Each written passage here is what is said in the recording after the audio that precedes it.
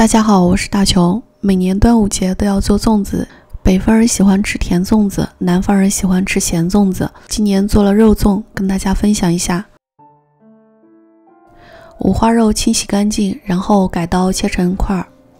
五花肉不需要去皮，可以用火枪把五花肉的皮烧一下，这样处理过的五花肉更干净。切成大概2指见方的小块。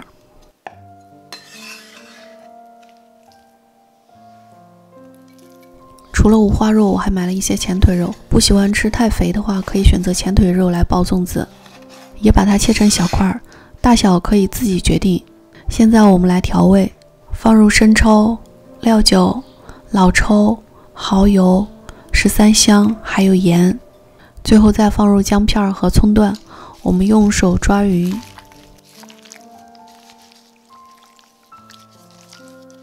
盖上保鲜膜，放在冰箱冷藏腌制1晚。第二天我们再来包粽子。今天还有一个工作要做，就是泡粽叶。有条件的可以用新鲜的粽叶包，我用的是干粽叶，需要浸泡1晚上。上面压一个盘子，确保粽叶都浸泡在水里。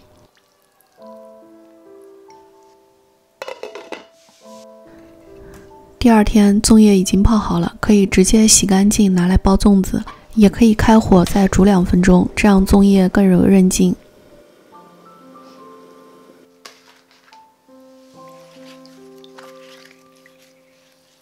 煮好的粽叶我们在清水里清洗一下。包粽子一般选用的是圆糯米，2斤米大概可以包20几个粽子。加水没过糯米，浸泡1到2个小时。看一下我泡了1个多小时的糯米已经变大了很多。泡的时间越长，糯米膨胀的越大，到时候包出来的粽子比较松散，没有那么紧致。糯米滤干水分之后放入盆里，加入盐、老抽、生抽、蚝油，糯米里面再加1大勺油，这样子包出来的粽子不粘粽叶。拌好的糯米我们放置半个小时再来包粽子。剪刀和绳是包粽子必不可少的，除了咸蛋黄，我还准备了一些泡过的绿豆。现在我们开始来包粽子。取2片粽叶，我们把头尾剪掉一些，这样包出来的粽子更规整，形状更好看一些。如果是自己家里吃不介意形状的话，就不需要剪掉。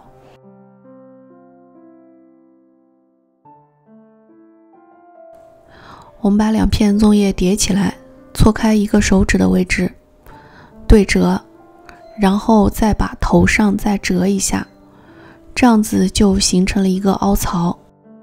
放入1勺糯米，我们用勺子稍微给压一下，压实，然后放入1块五花肉，再舀1勺绿豆，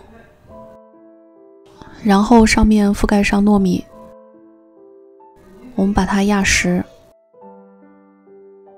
我们把剩下的粽叶盖过去，给包住，把糯米这样子就全部包裹在里面了。确保2边的位置都要捏紧，这样就不会漏米了。然后我们是用手捏紧，把前面折一下。肉粽一般都是这种包法，包出来的粽子比较紧实，不会漏米。包出来是一个4角粽的样子，我们用绳子绑紧，这样粽子就做好了。大家看一下我绑粽子的手法，我绑的是一个活结，这样在吃粽子的时候不需要剪刀，我们徒手就能拆开粽子。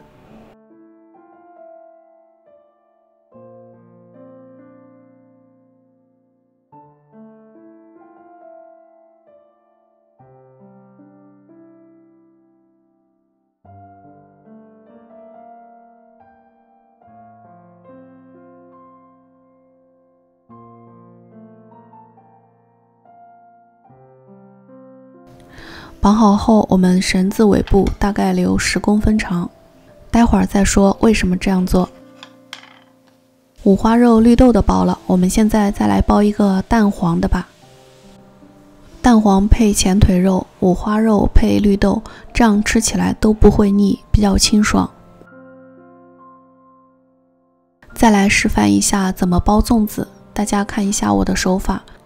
包粽子最关键的一点就是要捏紧，不能漏米，两侧捏紧了，收口就好办了。这个手法是特别简单的，希望大家看一遍就会，看一遍不会的，做个几次也就会了。做饭就是这样，熟能生巧，没有谁是天生的大厨，我们都需要学习。不多啰嗦了，看我包粽子吧。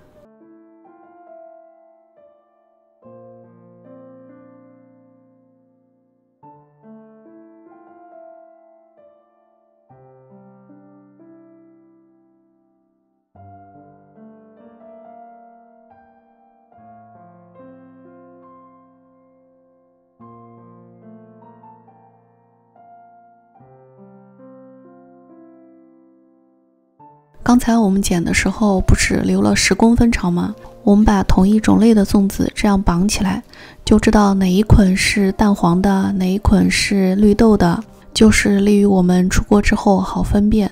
水开之后下锅，最外面的一层糯米瞬间受热膨胀，这样子能很好的锁住粽子里面的味道，在煮的过程中不被流失。开小火煮3个小时，或者是用高压锅小火压1个小时。小火煮出来的粽子形状比较完整，一般不会漏，个个都非常饱满，用筷子这样一挑就出锅了。